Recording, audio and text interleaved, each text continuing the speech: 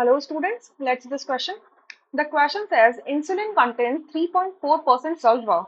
Then the minimum molecular mass of insulin is about. चार options आपको given. देखिए insulin क्या है, एक मैक्रो मॉलिक्यूल है। ठीक है, इंसुलिन एक मैक्रो मॉलिक्यूल है।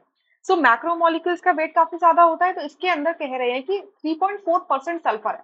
ठीक है, सो आपको मिनिमम वेट बताना है, मिनिमम मॉलिकुलर मास बताना है इंसुलिन का, जो क्या हो सकता है। ठीक है, मतलब एक अगर मैंने मॉलिक्यूल ले लिया किसका, इंसुलिन का, तो उसका मिनिमम वेट क्या हो सकता है।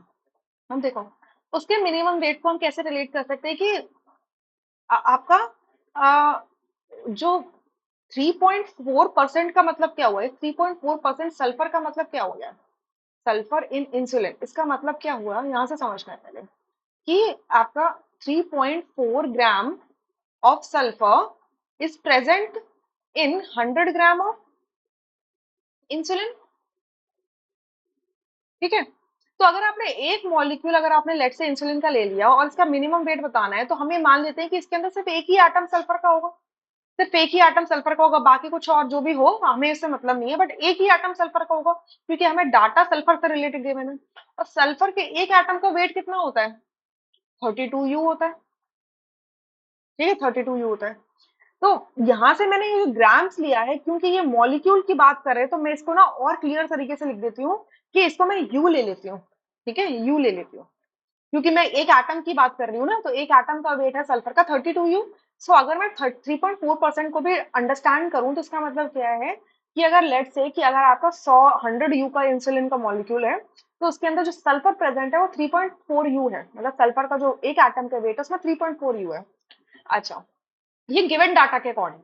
सो अगर हमें मिनिमम अमाउंट निकालना है किसका, मॉलिकुलर मास का इंसुलिन का, तो उसमें मिनिमम वेट कितना हो सकता है सल्फर का, आपके सल्फर का कितना हो सकता है आपका, 32U, 32U सल्फर। तो 32U सल्फर के लिए कितना वेट चाहिए इंसुलिन का, सो 100 डिवाइडेड बाई 3.4 इंटू 32। इसको सॉल्व कर लो। So let's solve this thing, 3200 divided by 3.4, so it is 941.17 of insulin. ये मिनिमम वेट आपके इंसुलिन का हो सकता है।